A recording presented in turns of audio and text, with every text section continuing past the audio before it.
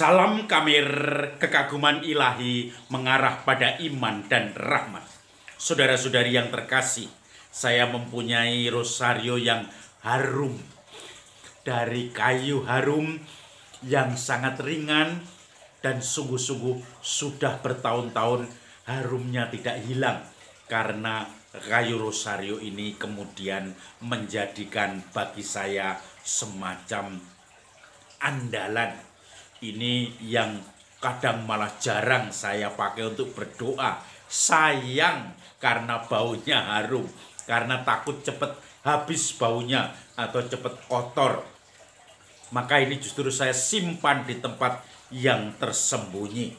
Maka kita tahu bahwa rosario biasanya dipakai untuk berdoa, bukan untuk ngerumpi. Rosario, saudara-saudari yang terkasih, ini menjadi doa orang-orang sederhana. Tetapi karena saya simpan malah jarang dipakai untuk doa. Dan kadang-kadang kalau kita berdoa, kita seakan-akan bisa sampai setengah jam, 1 jam, semua isinya adalah membaca dari buku-buku doa dari halaman 1 sampai halaman terakhir.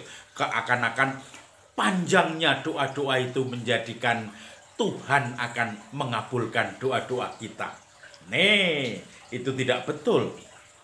Hari ini Injil bicara tentang bagaimana Yesus mengajarkan doa yang sederhana, doa yang sangat aktual, doa semacam doa harian, doa dalam buku yang seperti buku di poket atau di saku begini, buku saku, yaitu doa Bapa kami. Kalau kamu berdoa, janganlah berdoa yang panjang-panjang, seakan-akan panjangnya doamu akan menentukan dikabulkan atau tidak doa-doamu itu. Kalau kamu berdoa, berdoalah, Bapa kami yang di surga, dikuduskanlah namamu, datanglah kerajaanmu, jadilah kehendakmu di bumi seperti di surga. Berilah kami makanan secukupnya. Kalau di Injil lain juga berilah kami makanan untuk hari ini. Ampunilah dosa-dosa kami sebagaimana kami mengampuni orang yang berdosa kepada kami. Jangan kami dibawa pada pencobaan. Semuanya bebaskanlah kami dari yang jahat. Kalau versi Lukas masih Lukas masih ditambah, sebab engkaulah raja, engkau yang berkuasa. Nah, ini doksologi kalau dalam Ekaristi. Tetapi intinya adalah doa yang sederhana. Permohonan satu terhadap Tuhan. Datanglah kerajaanmu, jadilah kehendakmu. Datanglah Bapa kami di surga, dimuliakanlah namamu. Kemudian terhadap manusia itu sendiri, terhadap orang yang berdoa, beri kami rezeki secukupnya, beri kami rezeki pada hari ini. Jadi bukan yang harus berkelimpahan, tetapi yang ya secukupnya, membuat kita merasa cukup nyaman. Karena tiap orang tidak akan pernah merasa cukup di dalam hidup sehari-hari. Itu doa-doa yang sederhana. Kadang orang berdoa ini memaksa Tuhan untuk mendengarkan doa-doa kita yang panjang-panjang, memaksa untuk mengabulkan doa-doa kita. Saya pernah berpisah di suatu pulau untuk kembali ke Jawa karena tugas. Saya didoakan oleh orang di sana dengan panjang sekali, bahkan karena naik pesawat itu dengan sekrup dari pesawat itu. Pilot, kopilot, pramugari, semua semoga membimbing pater untuk sampai di tempat tujuan. Selamat karena perlindungan Tuhan. Tuhan, bimbinglah supaya bahan bakar dari pesawatnya selalu cukup memadai. Sekrup-sekrupnya tidak kendor tetapi kencang. Dan semua yang sudah kau jamin di dalam penerbangannya pater ini sehingga bisa selamat. Sampai sekrup juga didoakan karena kepingin panjang doa-doanya. Saudara-saudari yang terkasih, kalau kita kemudian melihat bagaimana doa seperti itu, doa yang panjang, doa yang kadang-kadang merasa kita ini seakan-akan puas bangga dengan doa yang panjang, yang indah-indah, tetapi Yesus memberi doa saku secukupnya. Dan di situ kalau kita doakan dengan sungguh-sungguh, sudah mencakup kebutuhan hakiki kita, baik jiwa maupun raga kita. Ada seorang ibu yang kerjanya di warung, dia berjualan sayur-sayuran di warung. Dia harus bangun jam 2 pagi, kemudian dia harus berangkat ke pasar untuk menjajakan dagangannya, lalu kemudian nanti pulang dia masih membuka warung di rumah, dan kemudian warung itu akan dibeli oleh tetangganya.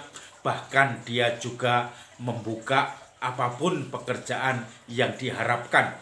Maka kemudian orang-orang ini menjadi bingung, karena seperti kadang-kadang pulang dari pasar masih ada serapi yang masih utuh di situ, masih sisa harus dijual, ada snack-snack yang harus dijual. Nanti dia datang lagi ke tempat lain untuk menjajakan semua dagangan itu sampai habis. Karena itu pekerjaannya, kalau dia tidak bekerja, tidak mendapatkan masukan atau income atau uang untuk hidup. Kalau dia sakit, itu juga susah karena dia tetap memaksa berjualan, karena kalau tidak dia tidak mempunyai juga income untuk hidup.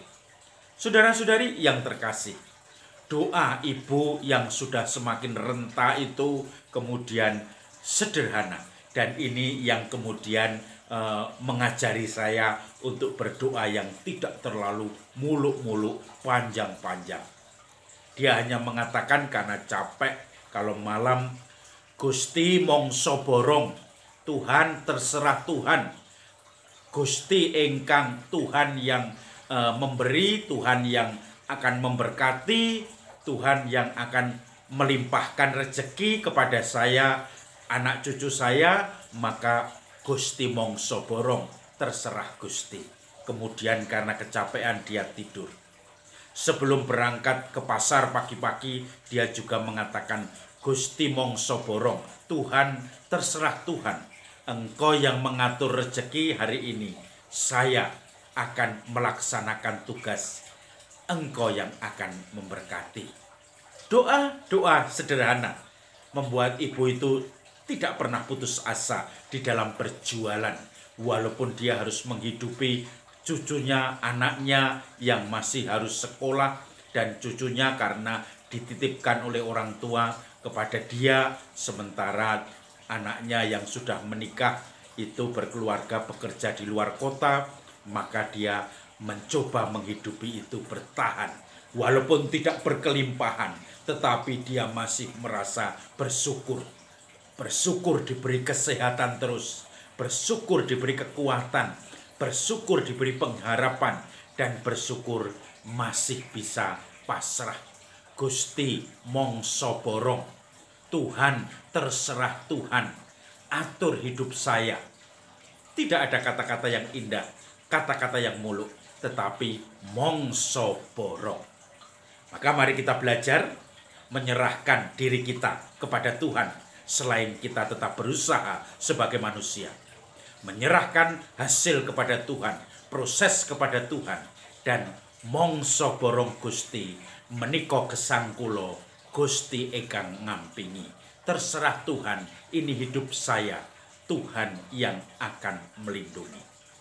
Salam Kamir, kekaguman ilahi mengarah pada iman dan rahmat.